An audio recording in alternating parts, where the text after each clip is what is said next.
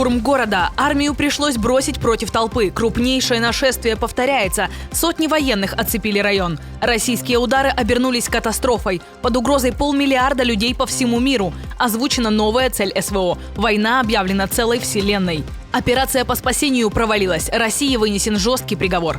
Украина вернула героев и технику. Конец первой зарубежной миссии. Массовое предательство. Союзники США хотят демонтировать все американские базы в регионе. Страшное ДТП в Венгрии, новый виток бензинового кризиса в РФ и крупнейший пожар за всю историю страны. Об этом и многом другом к утру 17 августа. Новая неделя начинается прямо сейчас. Пока мир просыпается, мы уже собрали для вас все самое важное. В эфире «Нехта». Я Дарья Петрова. Поехали. Украину нужно победить любым способом, иначе Россия погибнет как государство.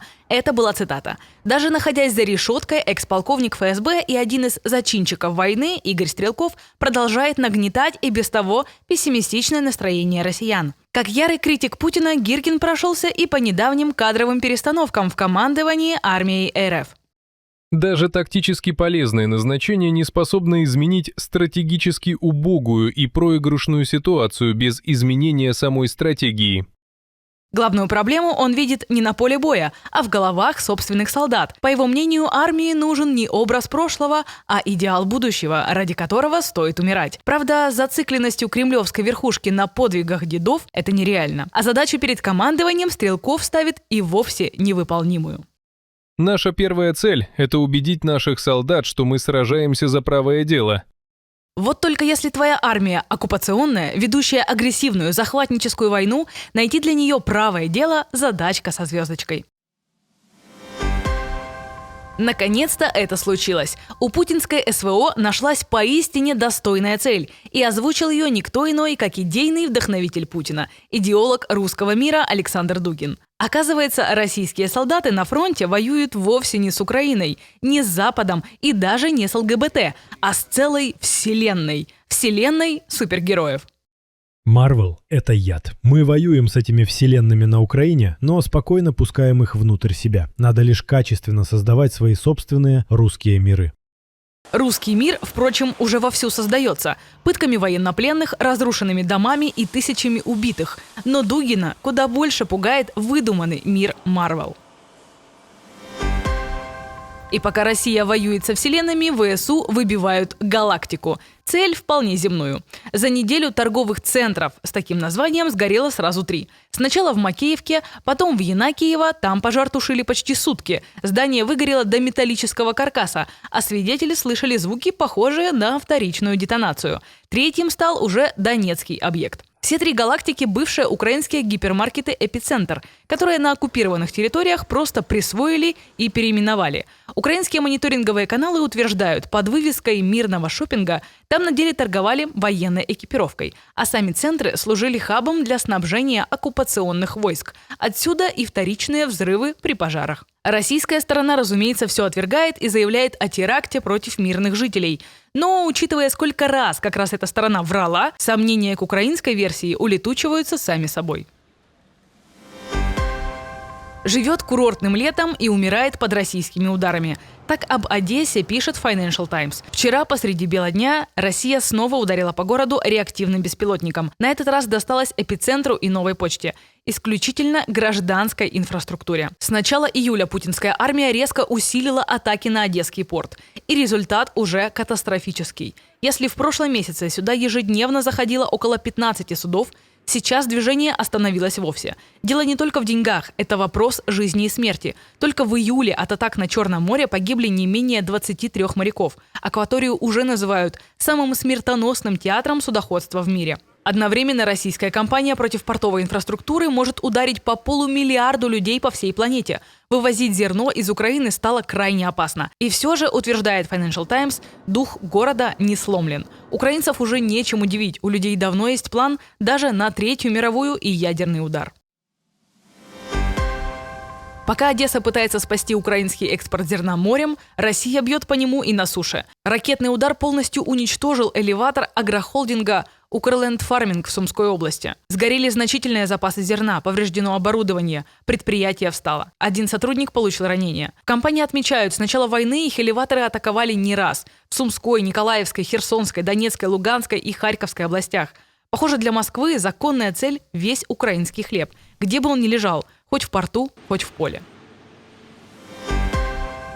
Тем временем провалилась очередная операция по спасению России. Оказывается, воскресить российские заправки иностранным топливом тоже не так-то просто. Бензин, доставленный аж из Индии, так и застрял в порту Мурманска. Просто потому, что никто не может договориться о цене. Импортеры хотят продавать его почти по 150 тысяч рублей за тонну, а свой родной АИ-92 в России стоит почти вдвое дешевле. Ну, так во всяком случае докладывают Путину. Регуляторы требуют торговать по внутренним расценкам, импортеры кивают на дорогую логистику, и в итоге бензин просто гниет в порту, не попадая ни на биржу, ни на одну заправку. А россияне тем временем снова стоят в очередях на АЗС. Так что бензиновый кризис и не думал заканчиваться. Вот выехали с тайфунчиком за бензином заправиться. Дома бензин закончился. Надежды не осталось. Удары вглубь России и перенос войны на территорию агрессора должны были открыть россиянам глаза и заставить давить на власть изнутри. Но общество молчит. Как пишет The Atlantic, все из-за СССР, очередей, страха и привычки терпеть. Спустя 4,5 года полномасштабной войны массовых восстаний как не было, так и нет. Даже те, кого война касается напрямую, предпочитают приспосабливаться, а не бунтовать. Вину за все беды россияне валят на Запад, а не на Путина. Да и прямо назвать вещи своими именами мешает страх репрессий. Впрочем, кое-что все же меняется. Готовность выйти на протест выросла с 11 до 16% за 2 года. А тревогу и печаль этим летом ощущают уже 29% россиян против 16% годом ранее. И даже Кремль, судя по всему, не так уж и уверен. Бюджет Росгвардии в этом году увеличили до рекордных 47 миллиардов долларов. Боятся чего-то, что ли? Уже и ближайшие союзники теряют терпение. Американские партнеры на Ближнем Востоке начали сомневаться в Соединенных Штатах. Как пишет The Washington Post, Саудовская Аравия, ОАЭ, Катар, Кувейт и Бахрейн всерьез обсуждают, стоит ли вообще держать на своей земле американские военные базы. Причина – растущее раздражение тем, что Трамп так и не смог договориться с Ираном, а страны залива из-за этого оказались под прямым ударом. Пока США остаются для них главным партнером по оружию и безопасности, но поиск запасных вариантов идет все активнее. Страшное ДТП в Венгрии. Туристический автобус с польскими номерами внезапно съехал с прямой дороги в кювет и перевернулся. 12 человек погибли. По предварительным данным, водитель заснул за рулем. Его уже задержала полиция. В автобусе ехали 59 пассажиров. Группа возвращалась из Боснии и Герцеговины. У меня еще хватило сил вытащить 2 человек из-под всего этого. Потом я уже не могла идти дальше. Пришлось ползти. Сиденье было оторвано, окна разбиты, я выковыривался из автобуса руками. Все вокруг кричали, это был один большой стон, потому что люди были зажаты под вырванными сиденьями. Для эвакуации пострадавших пришлось стянуть 14 машин скорой помощи. Соболезнования семьям погибших выразили и премьер Венгрии, и президент Польши. Город снова пытались взять штурмом. Испанская Сеута опять в центре внимания. Марокканские беженцы навалились толпой, и это крупнейший подобный набег с тех пор, как 2 недели назад анклав пережил настоящее нашествие. За одни сутки сюда ворвались 50 тысяч нелегалов. Местные власти объявляли чрезвычайное положение, а Мадриду пришлось прислать в город армию. На этот раз, надо отдать должное испанцам, они подготовились заранее. Полиция применила слезоточивый газ, чтобы разогнать толпу, и полностью оцепила район, не позволив мигрантам прорваться внутрь. Кризиса удалось избежать, но надолго ли? Еще одна европейская АЭС под угрозой. Рекордное обмеление Дуная поставило под угрозу теперь и венгерскую станцию Пакш. Она уже работает лишь на четверть мощности. Чтобы хоть немного поднять уровень воды и не дать реакторам перегреться без охлаждения, власти пошли на крайние меры. Начали намеренно топить у станции 2 80-метровые баржи. Параллельно в русле реки строят подводный барьер, который должен приподнять воду примерно на метр. Проблема при этом не только венгерская. Как мы вам уже рассказывали ранее, в соседней Румынии делали все то же самое. Даже уничтожили скалу подводным взрывом. Но и там уже пришлось остановить энергоблоки АЭС «Черноводы». Европу продолжает жечь по всем фронтам, и на этот раз рекорд поставила Бельгия. Пожар в заповеднике в Арденнах за сутки удвоился и охватил уже 3000 гектаров. Это самый большой лесной пожар за всю историю наблюдений в стране. На тушение бросили больше 250 пожарных и армию. Бельгия даже задействовала общеевропейский механизм. На помощь прилетели вертолеты и самолеты-водометы из Швеции, Нидерландов и Чехии. Огонь уже подбирается к границе с Германией, куда тоже стянули пожарных. Даже воюя у себя дома, Украина нашла силы помочь другим. Украинские спасатели вернулись из Франции, где почти 2 недели тушили одни из худших за 20 лет лесных пожаров. 70 человек и 15 единиц техники патрулировали леса, выявляя очаги возгорания с помощью дронов. Это первая подобная миссия Украины в рамках европейского механизма гражданской защиты. И, по словам французов, украинцы поделились с ними уникальным опытом, выработанным за годы войны. Работу оценили и власти, и местные жители.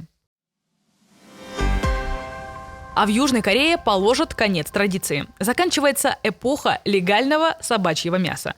Именно в самые жаркие дни лета десятилетиями было принято есть это блюдо для выносливости. Но с февраля 2027 года вступит в силу полный запрет. Разводить, забивать и продавать собак на еду в стране запретят вовсе. Показательно, что даже сами рестораторы этой отрасли признают, практика давно устарела.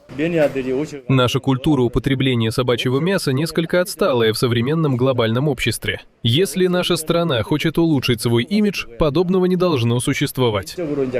Больше 90% южнокорейцев в вопросах заявили, что не собираются есть собак. А 95% не притрагивались к подобному последний год. Спрос уже почти иссяк сам по себе. Рынки, где раньше было не протолкнуться, теперь пустуют. А те немногие, кто еще заказывает традиционные блюда, в основном пожилые люди. Запрет лишь оформляет то, что уже сложилось в головах целого поколения. Самого злостного нарушителя порядка поставили на место. В Норвегии турист во время круиза у Шпицбергена решил развлечься. Увидел на берегу спящего в тени белого медведя и включил корабельный гудок. Власти сочли это сознательным вмешательством в жизнь дикого зверя и оштрафовали шутника на 50 тысяч шведских крон, более $5000. Штраф турист оплатил без возражений. Дело в том, что летом медведи подолгу спят, чтобы не тратить жир впустую. Любое беспокойство в этот период может стоить зверю жизни. Так что для местного правосудия шутки с медведями – дело серьезное. Годом ранее другого туриста оштрафовали еще и за то, что он слишком близко подошел к моржу. Ну а на этом на сегодня все. Спасибо за ваши комментарии и лайки, это правда очень ценно. Подписывайтесь, чтобы ничего не пропустить. И до новых встреч на Нехта.